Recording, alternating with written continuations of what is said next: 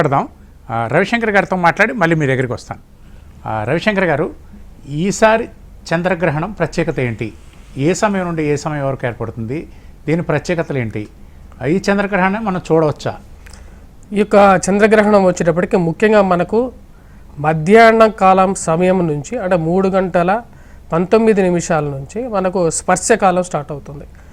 మరియు అదేవిధంగా వచ్చేటప్పటికి నిమిన కాలం అంటే సాయంకాలం 4:33 మధ్యకాలం సాయంకాలం 5:03 ఉన్నిమ్న కాలం 5:32 మోక్షకాలం సాయంకాలం 6:46 అవుతుంది.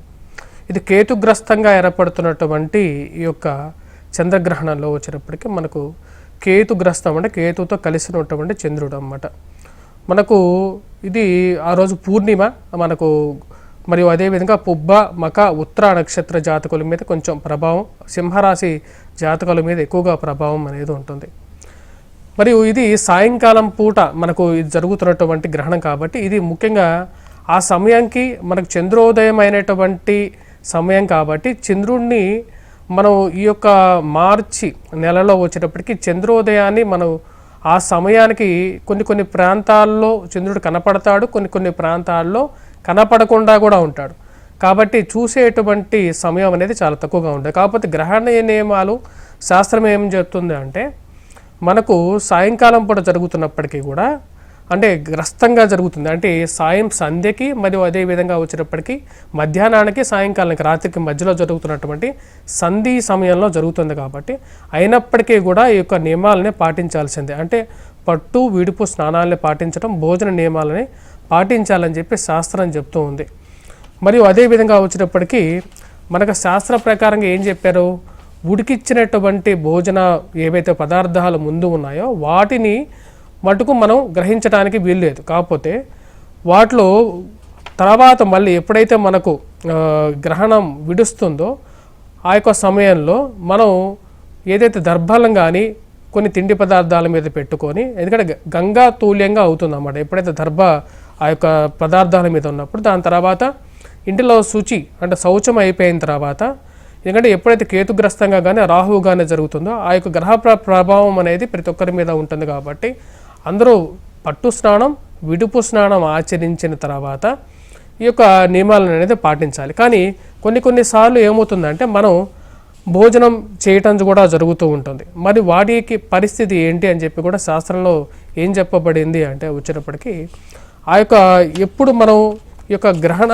విమోచనం ఎలా జరుగుతుంది అంటే ఒకవేళ మన నియమాలను మనం పాటించలేనటువంటి పరిస్థితుల్లో మనం ఉన్నట్లయితే ఆ యొక్క గ్రహణ ప్రభావం ఎలా మనం పోగొట్టుకోవచ్చు అంటే 3 రాత్రులు మరియు అదేవిధంగా ఒకరోజు భోజనం చేయకుండా ఉన్నట్లయితే ఆ యొక్క రాత్రి అహోరాత్రులు చేయకపోతే మనకు వచ్చేటప్పటికి గ్రహణం అనేది ప్రభావం అనేది మన మీద పోతుంది అని చెప్పి శాస్త్రం చెప్పబడింది అన్నమాట. అలా లేనప్పుడు మరియు అదేవిధంగా వచ్చేటప్పటికి ఏం చెప్పబడింది అంటే చంద్ర సూర్య గ్రహణాలు ఒకవేళ భుజించినట్లయితే ఆ రోజు భుజించిన పక్షంలో 3 రాత్రుల తర్వాత కానీ ఒక రాత్రి కానీ ఉపవాసం చేసినట్లయితే మనం ఈ యొక్క గ్రహణ ప్రభావం నుంచి బయటకు రావడం జరుగుతుంది. మరియు ఈ యొక్క గ్రహణ ప్రభావం అనేది వాటిలో మినహాయింపులు కూడా ఇవ్వడం జరిగింది శాస్త్ర ప్రకారంగానే.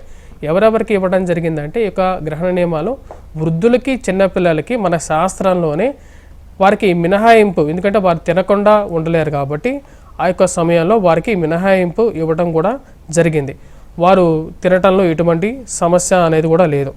మరియు అదేవిధంగా ఈ యొక్క కేతుగ్రస్తంగా జరిగేటువంటి చంద్రగ్రహణ సమయంలో వచ్చేటప్పటికి చేసేటువంటి మంచి కార్యక్రమాలు, ఎందుకంటే పుణ్యకాలంగా దీన్ని చెప్పడం జరిగింది. ఈ యొక్క సమయంలో చేసేటువంటి ప్రతి ఒక్కటి దాన ధర్మాలకి కూడా ఎంతో ఫలం చాలా గొప్పగా కూడా ఉంటుంది. దీని ప్రకారంగా ఏం చెప్పారంటే ముఖ్యంగా వచ్చేటప్పటికి ఉష్ణోదక మాత్ర విషం గోదావరి మహా పుణ్య చంద్ర రాహువే సమాన్విత సూర్యేచ రాహుగ్రహస్థేన తమో భూత మహాం అదే నర్మదా ధాతో ఎస్ స్పర్శకే కృత్వ భవంతితే అని చెప్పడం జరిగింది. అదేవిధంగా వచ్చేటప్పటికి ఇక్కడ చేసేటువంటి స్నానం ఏదైతే ఉందో అంటే ఈ యొక్క గ్రహణ సమయం తర్వాత చేసేటువంటి స్నానం కానీ పట్టు స్నానం కానీ ఎంతో గొప్పదని చెప్పడం జరిగింది.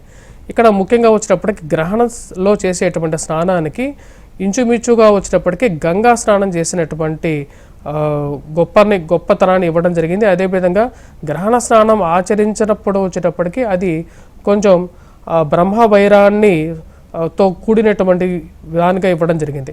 ఎవరైతే గ్రహణ స్నానం చేస్తారో వారికి వచ్చినప్పటికీ సాక్షాత్తు గంగా స్నాన ఫలితాన్ని ఇవ్వడం జరిగింది. అదేవిధంగా వచ్చేటప్పటికి హోమ ఫలితాన్ని కూడా ఇవ్వడం జరిగింది. ఎప్పుడైతే గంగా ఈ యొక్క జరిగేటువంటి ఏదైతే కేతుగ్రస్తంగా జరిగేటువంటి ఈ యొక్క చంద్రగ్రహణ సమయంలో చేసేటువంటి ఒక్క మంత్ర జపమైనప్పటికీ కూడా అది 1,00,000 మంత్ర జపంతో సమానంగా కూడా దీనికి ఇవ్వడం జరిగింది. ఈ యొక్క జరిగేటువంటి కేతుగ్రస్తంగా జరిగేటువంటి చంద్రగ్రహణ సమయంలో చేసేటువంటి దానాదులు ఎంతో గొప్పవి. గంగా స్నానానికి లభించినటువంటి పక్షంలో కూడా అంటే గంగా నీటితో స్నానం చేస్తే ఎంతో గొప్ప ఫలితం. గంగా స్నానం నీరు ఎప్పుడైతే మనకు లభించదో భూమి నుంచి తవ్వినటువంటి నీటితో కూడా మనం ఈ యొక్క సమయంలో మనం స్నానం చేయొచ్చు. అదేవిధంగా బావి కానీ చెరువు కానీ పర్వతం నుంచి కానీ వచ్చేటువంటి ప్రవాహంలో స్నానం చేయొచ్చు, లేని పక్షంలో ఇంటిలో చేయొచ్చు. దేవాలయంలో ఉండేటువంటి పుష్కరంలో చేసేటువంటి స్నానానికి కూడా ఎంతో ప్రాముఖ్యత ఇవ్వడం జరిగింది. అదేవిధంగా వచ్చేటప్పటికి జలంలో వేడి నీటితో స్నానం చేయాలా, చన్నీళ్ళతో స్నానం చేయాలా అనేటువంటి కొన్ని చాలామందికి డౌట్స్ కూడా ఉంటాయి. చన్నీళ్లతో చేసేటువంటి స్నానానికి ఎక్కువగా గొప్పతనాన్ని ఎంతో ప్రాముఖ్యతను కూడా ఇవ్వడం జరిగింది అన్నమాట. ఇది మార్కండేయ పురాణంలో చెప్పబడింది. అదేవిధంగా వచ్చేటప్పటికి వీటితో పాటు ఇక్కడ ఈ యొక్క గ్రహణ సమయంలో చేసేటువంటి దానాదులు కూడా వచ్చేటప్పటికి ఇంకో గొప్పవన్నమాట.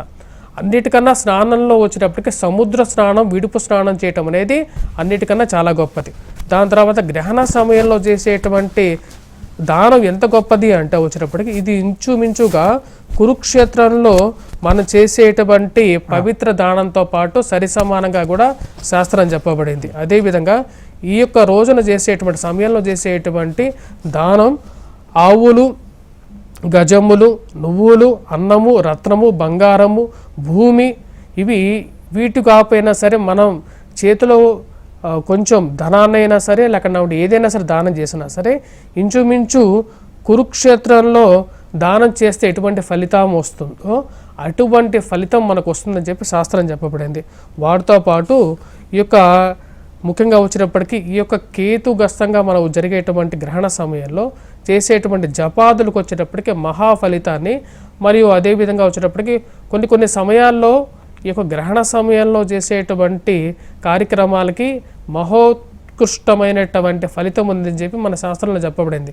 అంతేగాని గ్రహణం అంటే ఏదో చేడగాను పీడగాను ఒకప్పుడు తెలియనటువంటి కొంతమంది చెప్పినటువంటి విషయాలను పరిగణలోకి తీసుకోవడం జరిగింది. కానీ గ్రహణం అనేది ఎంతో గొప్ప వాడుకునేటువంటి వారికి ఎంతో మంత్ర స్వీకరణలో ఎంతో గొప్పదని చెప్పి చెప్పడం జరిగింది.